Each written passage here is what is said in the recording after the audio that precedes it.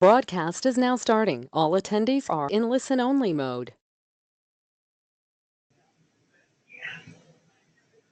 Hello and welcome to our second webinar for this month for those of us that are in New Zealand.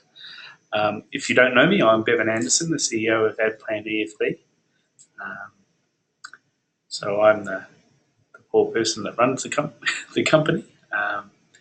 It's an Australian company based in Melbourne, but we have operations around the world. And yeah, AvPlan EFB has been in New Zealand now for 4 odd years, I think. And yeah, it's now in use by this New Zealand Defence Force, Massey University, and a whole bunch of other companies and individual pilots flying in New Zealand. Today we're going to go over some of the advanced capabilities of AvPlan EFB, so how to create multi-stage flight pans with the beam waypoints, user waypoints, alternates and so on. We'll look at the terrain and airspace profile views, the map ruler, how to customize the HUD, obstacles, the overlaid georeference approach plates and VFR approaches and that kind of thing. Some of the weather capabilities, and yeah, and then any questions that you have as we go along.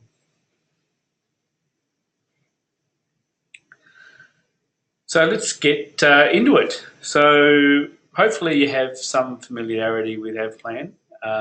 Here we've got a simple three-leg flight plan from Ardmore to Wellington, overflying New Plymouth. A couple of new things that we have are the weather at each location. You'll see depicted as little spots. So green means it's lovely VFR, and you can see this also on the map as well. So green means it's lovely VFR. Blue means it's VFR, but the cloud's less than 2,500 feet. Yellow means, as you can see, New Plymouth is yellow, so the cloud base is less than 1,000 feet and visibility less than 5 k's. And if it's red, then the cloud base is less than 500 feet.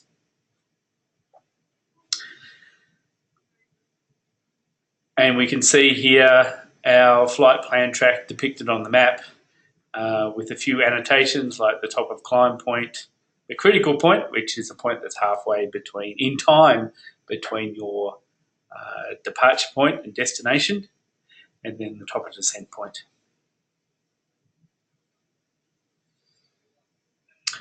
So we've got our simple little plan here. Let's say that we want to land at New Plymouth rather than overfly. So we can swipe this particular row now, and it exposes these two buttons, delete and more. If we tap more, we'll see all these settings pop up, and this gives us quick access to do a whole bunch of interesting things to that particular waypoint. We can fly direct to there, for example, get the details about that waypoint, or another option is to land here. So we tap land here, and now it's created a landing point at New Plymouth, and we've got now a second stage, stage 2 from New Plymouth to Wellington. If we have a look at our profile view, you can see it depicted in profile. So from Ardmore to New Plymouth, and then if we swipe, we can go from New Plymouth to Wellington. You see the terrain that's depicted as well. So tap the profile button to hide that.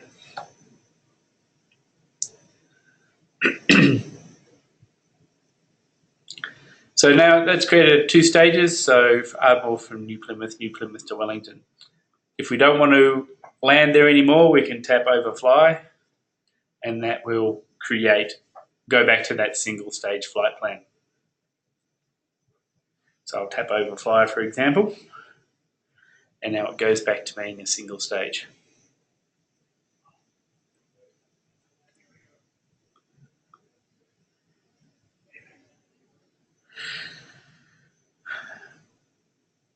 Another option that we have is to create a beam waypoint on a particular leg.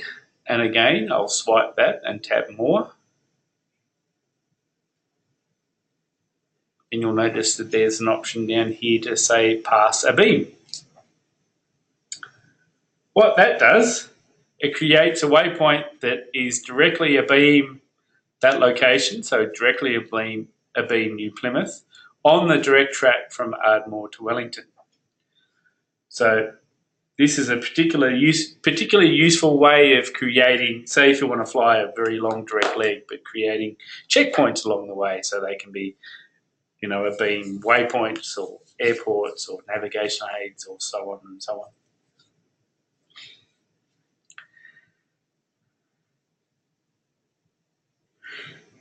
We can even find out information about that point as well. If we look at the terminal pane, we can see the bearing and distance. So that waypoint is 33.6 nautical miles from New Plymouth at a bearing of 092. And the latitude and longitude of that point.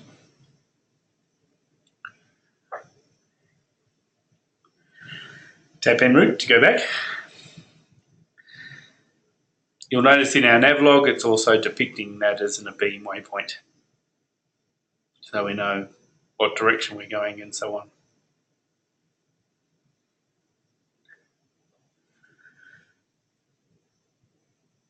If you want to cancel that abeam and overfly, you'll notice that that option's now named overfly. We can tap that and it goes back to overflying New Plymouth.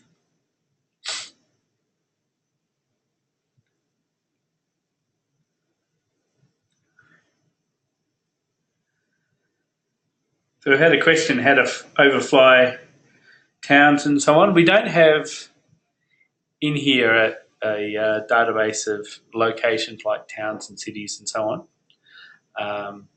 You can create, there's two ways of then overflying a particular place. You can drag the route over a particular township like this and then insert a user waypoint at that location. That creates a user waypoint at a particular town.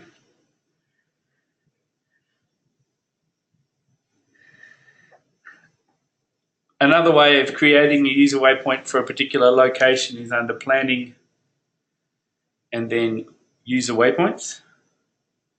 This will show us all the user waypoints for a particular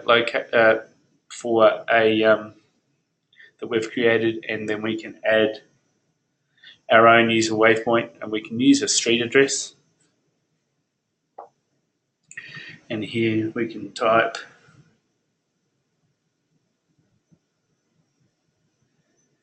and hopefully,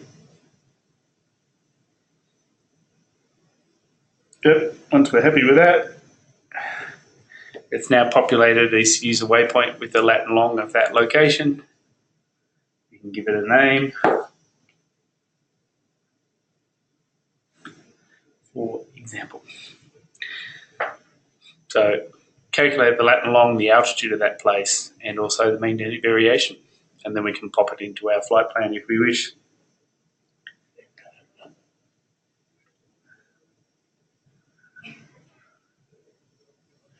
So there's our user waypoint. We can add it to our flight plan.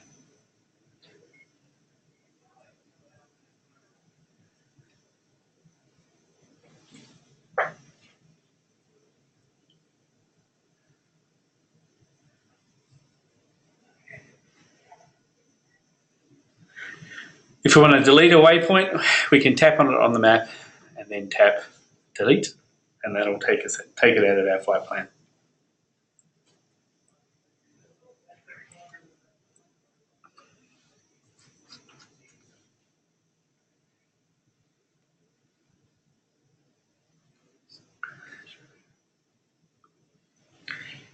If we want to make big changes to our flight plan, we can use the edit button, which is the first of the 5 buttons underneath our flight plan.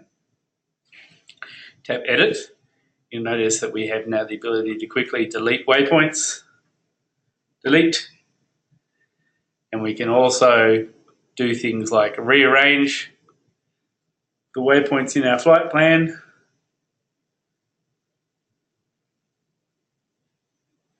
For example, got the terrain overlay on there, went red. So yes, using these little buttons here, we can, as you can see, rearrange our flight plan. When we're in edit mode, we can also edit and create our own true airspeed if we want to change it for a particular leg. And we can also add our own winds, you'll see. So notice that these cells have gone this sort of light green colour, so that signifies they can be edited.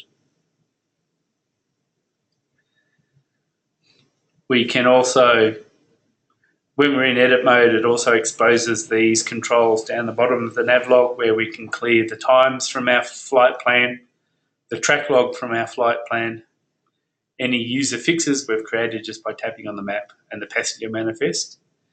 And we can make some big changes like reverse the plan, which takes it back to the point of origin, so that will add New Plymouth and Wellington on the end of that flight plan. We can invert it, turn it upside down. So instead of going from Wellington to Ardmore, we'll go from Ardmore to Wellington. And then we can append another flight plan to the bottom. Once we're finished making any changes, we tap Edit to take it out of edit mode.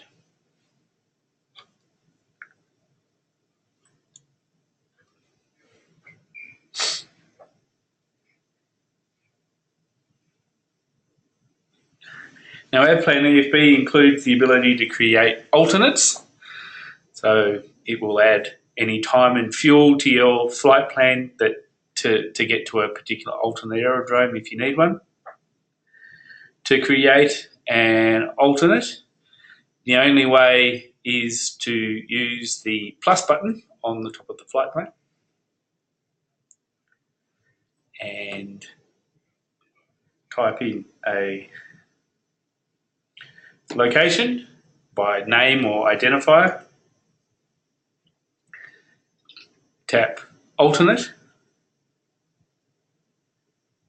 and then tap plus to add it to our flight plan.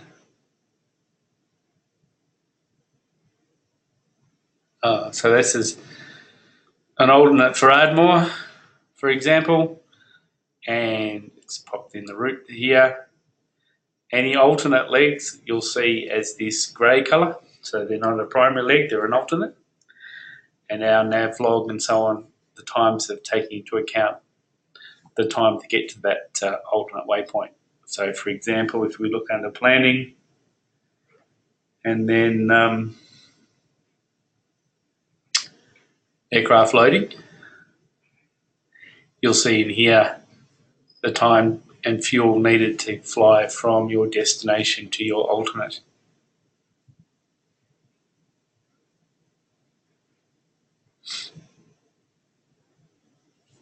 So it's doing all that automatically. To delete an alternate, we can just swipe it with our finger and tap delete.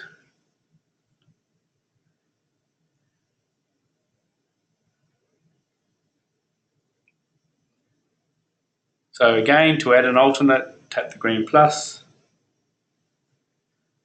type in the location name or identifier, Whangarei, tap alternate, and tap plus. And there we go, adds Whangarei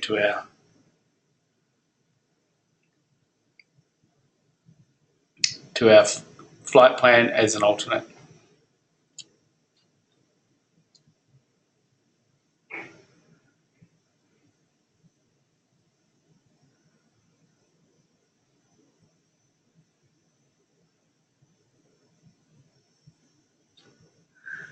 Now, AvPlan includes the ability to measure tracks and distances, just like you would use a ruler on a paper chart.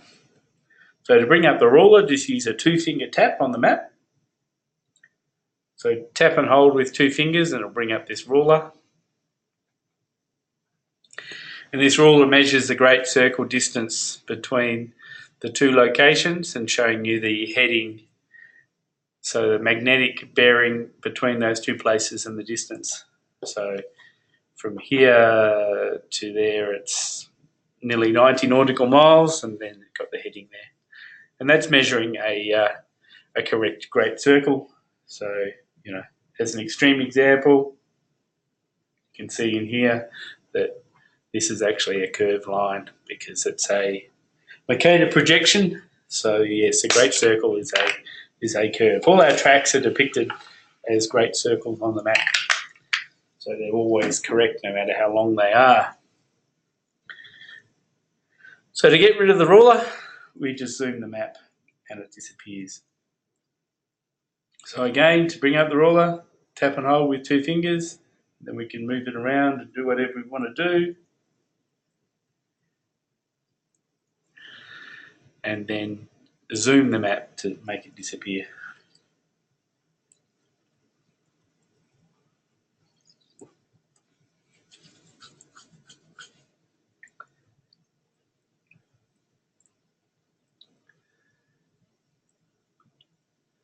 And next we're going to talk about the head-up display, the little boxes that are on top of the map. To bring up the head-up display, which is not depicted here, we tap Map Settings up here in the top right, and then Show HUD.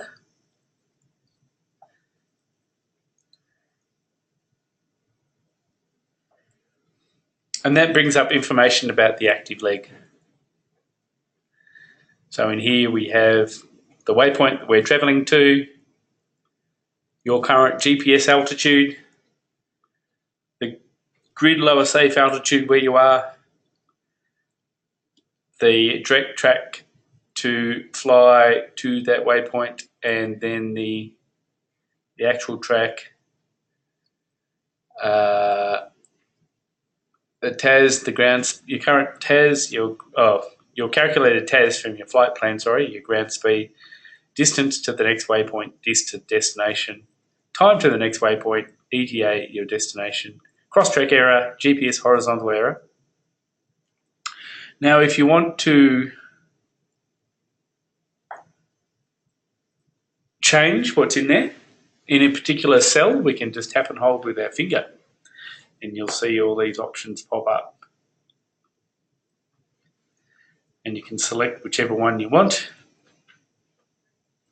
of which there's quite a few these days, like your QNH where you are, QNH at your destination, that kind of thing.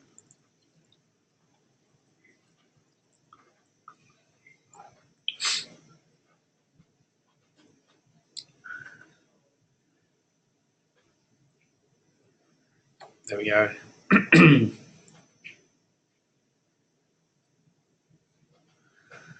Now, when you're actually flying along,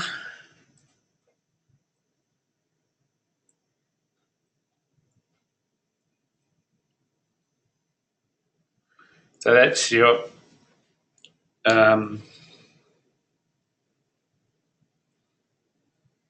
they're heading to fly, and this is the ground track that you're actually flying. So yes, to get from Wellington to New Plymouth, we need to fly 328 degrees magnetic, and that's taking into account wind and whatever. Our actual ground track is 350. We're not actually moving, so that's why it's sort of pointing north. And yes, I think our current location's in a long way away. So yes, we have a significant cross-track error. And we're not moving, so these times aren't showing.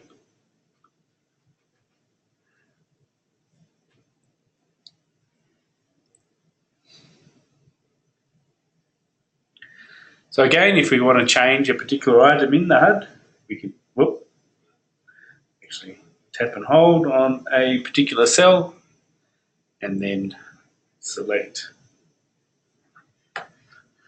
the item we want to show.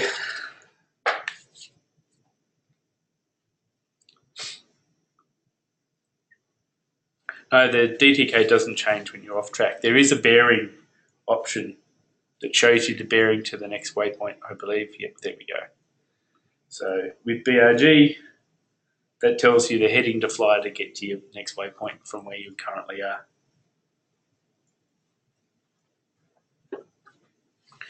So DDK is coming from your flight plan, bearing is coming from the GPS, your current position, and to get to that particular waypoint.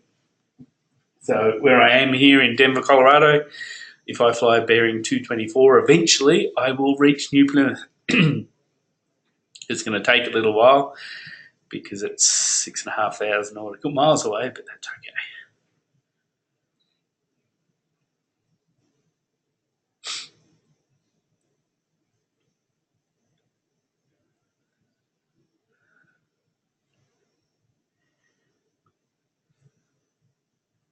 Okay, let's tap plan to pop it back into planning mode.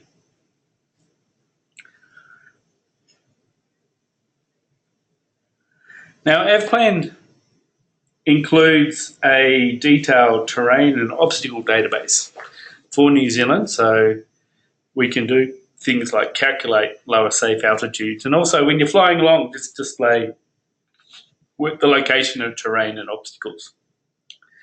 So it works in two different ways. So when we're in planning mode, so the button above the flight plan here says plan, so we're in planning mode. It will highlight obstacles and terrain that are a factor in our flight planned altitude. So let's just pop in a particular altitude. So there we go. And we'll turn on the terrain overlay. So map settings, terrain overlay. Highlights terrain that's going to be a factor at our flight planned altitude. Red are things that are 500 foot below us and above, and yellow is between 1,500 and 500 feet. So if I change this now to say 2,000 feet, you'll see most of that yellow will disappear.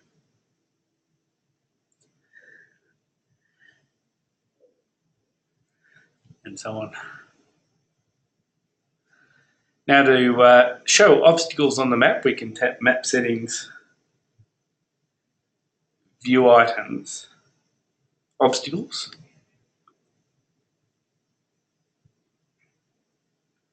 And in a similar way, this will highlight obstacles that are on the chart,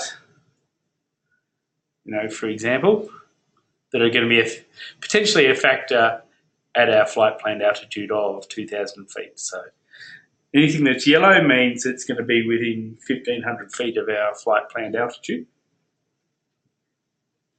And red ones are within 500 feet. So if we zoom in here, we can probably see that, yes, it's actually above us at 2,500 feet. So it's not showing you all the obstacles, just the ones that are within about 10 miles of your flight plan track. So if we change our altitude now to say 3,500, you'll see all the colours change, but most of those obstacles will now disappear. And we just have that one now. So to reiterate that, when we're in plan mode, it's showing us terrain and obstacles based on the highest point in our flight plan. When we're actually flying along, it's going to use the GPS altitude to highlight terrain and obstacles. So it's now using my GPS altitude, 5,800, and showing you all terrain that's going to be a factor at that particular altitude. So if you're at sea level and you turn on the terrain overlay and put yourself in fly mode, the map is going to go red because at sea level you're going to bump into everything. Everything's going to be within 500 feet of your altitude or higher.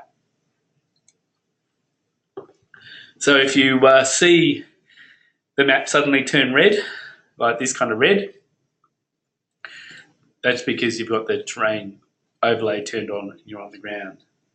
You can turn it off with map settings and then terrain.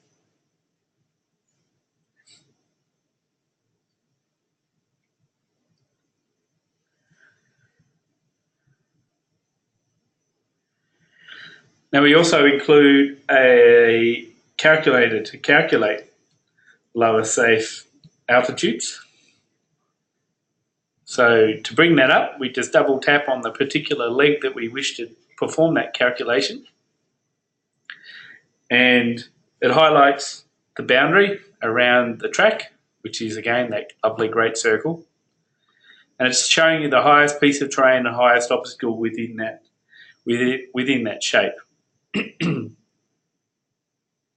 You can check it for yourself, but it looks pretty good. There's our obstacle, 1435 feet, and the highest piece of terrain is about 1390. We then apply a buffer on top of that, so either 1,000 feet above the highest obstacle or 1340 feet above the highest piece of terrain, and round that up by 100 feet, and that's how we calculate that lower safe altitude. Now, there's different ways of performing this calculation. We can use a 5 nautical mile boundary, a 10 nautical mile boundary, or a DR boundary, which we'll see will change the shape. So let's go to VFR. And then suddenly, this piece of terrain is now a factor, and we've got a higher, lower safe altitude. We can choose to accept that, and it then pops it into our navlog here, 3900, as a user lower safe altitude.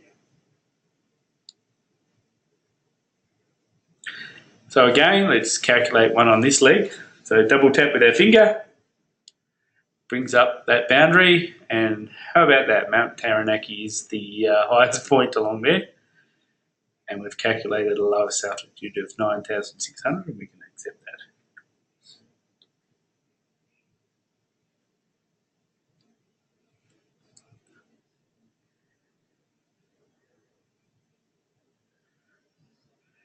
So now, anytime we flight plan between Wellington and New Plymouth direct, we will automatically populate that lower safe altitude.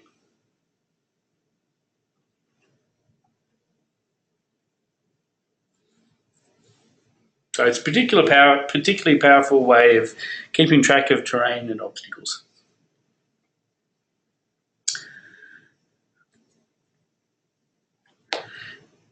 Now we are on to geo-referenced airport diagrams. So all the approach plates and airport diagrams and so on in New Zealand are geo-referenced, except for the ones that aren't to scale.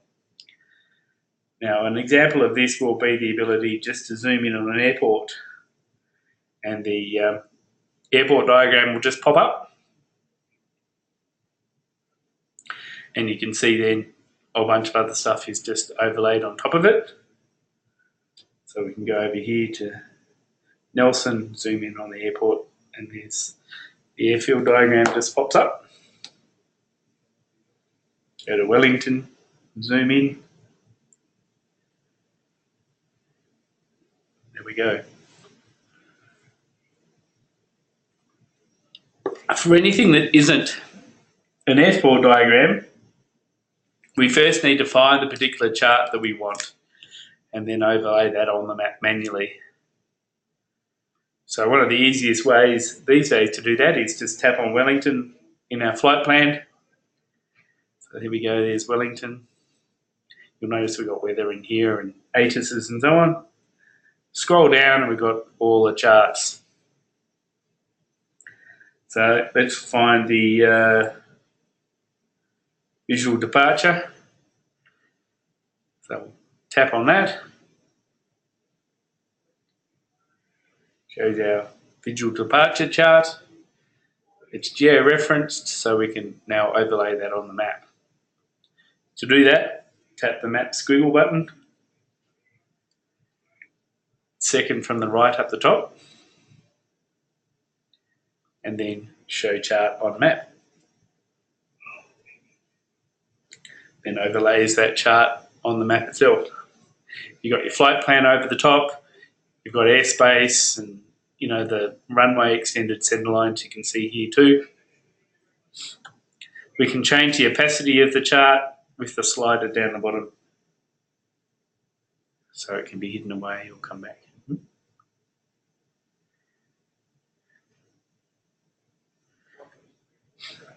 So this makes, performing a visual departure, for example, really easy. You just sort of follow these little dotted lines, little arrows, and away you go with your little aeroplane.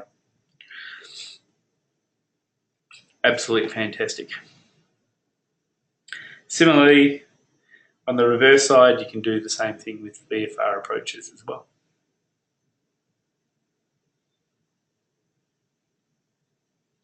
So if you go to Ardmore, for example, I think it has them.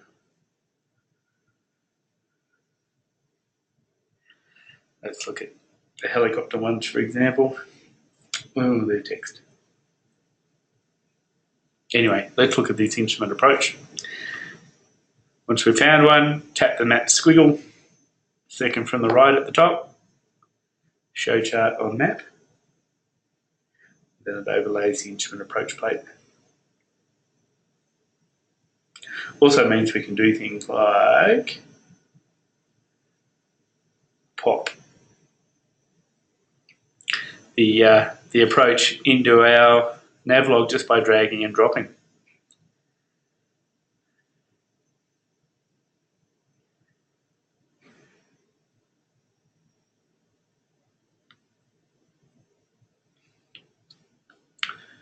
So now we've loaded the approach, the major approach waypoints. So it's just a matter of following the bouncing ball from there. You might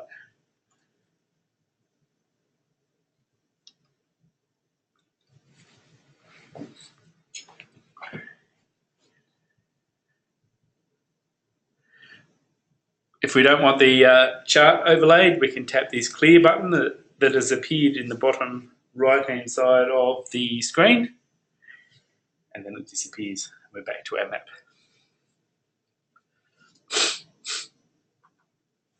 Now you can do that for any particular place. Let's go to Tauranga, for example, and we can tap on the airport symbol and scroll down, find a particular chart, and then, here's a good example. Notice how it's the wrong way around. We can twiddle that with our finger and rotate that chart so it's now orientated the correct way up. We can overlay it on our map, squiggle button, and show chart on map. There we go. Get an example how good the georeferencing is. There's the airspace overlay matching the airspace on the actual chart.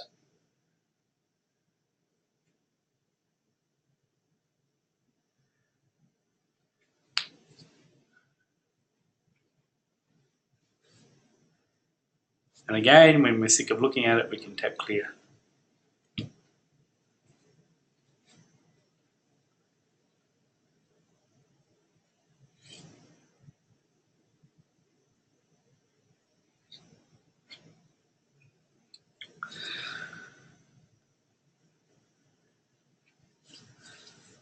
So now,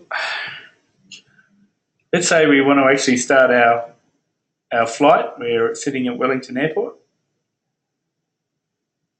We can zoom in on the map.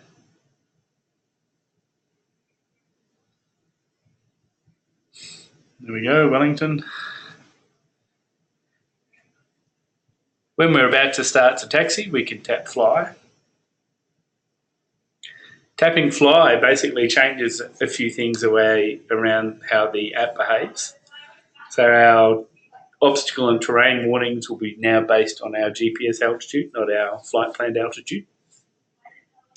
The map itself has become a lot less responsive, so it stops moving when I lift my finger.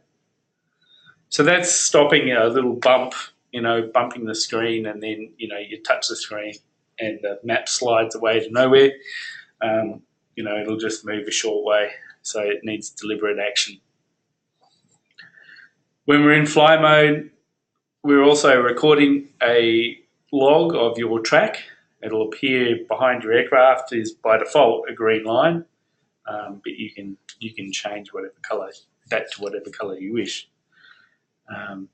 And that track log is recorded, saved with a flight plan, and the flight plan can then be exported in GPX format and imported into Google Earth and anything else that can understand the GPX file and will draw the little line of where you've been.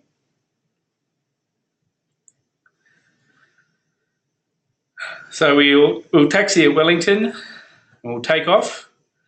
And once we reach our departure point, we can tap departure here at the top of the screen. What that does is logs our departure time in our nav log here, 2039, based on our current the current time. So current time in UTC always sits here above the nav log flight plan, and then it updates our planned arrival times in our nav log. So at that point, we know that we're going to, based on winds and aircraft performance and so on, we'll get to Ardmore at 22:26. Because these time intervals in here take into account the time taken to climb and cruise and so on. So this, we're currently, our ground speed's 0, so we're never going to get there, but we still know based on aircraft performance when we're going to be there. When we're in cruising flight, this will obviously show our current ground speed in here, and then our time intervals and our ETA at the next waypoint. So this number in here and this number here will give us that plan versus actual time. So are we running ahead or behind? If we're running behind, we can see how far we're running behind and we can use it as a decision-making tool. So you're not just blindly following a GPS, you're actively engaged and have something that assists you in decision-making. As you fly past each waypoint, it'll automatically sequence to the next leg, logging our arrival time and then updating our planned ETAs as we go.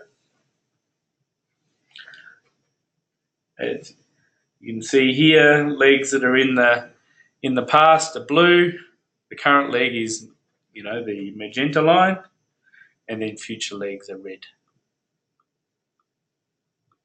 leading to our alternate. Now, if you forget to pop the app into fly mode and forget to tap departure, no need to worry.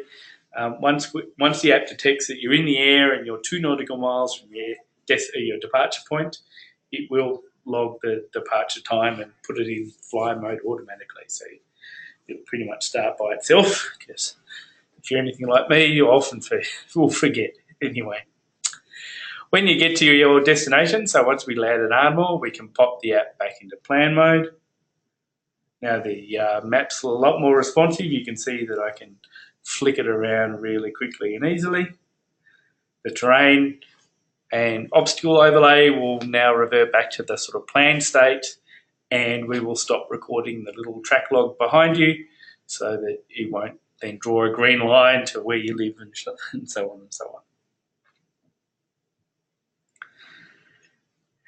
Additionally, under planning and then log flight, it will also record our wheels on and wheels off time and so on for each leg. So you can, and your flight time and all that sort of stuff, and that'll come from your track log. So you can get an idea of what your flight times were.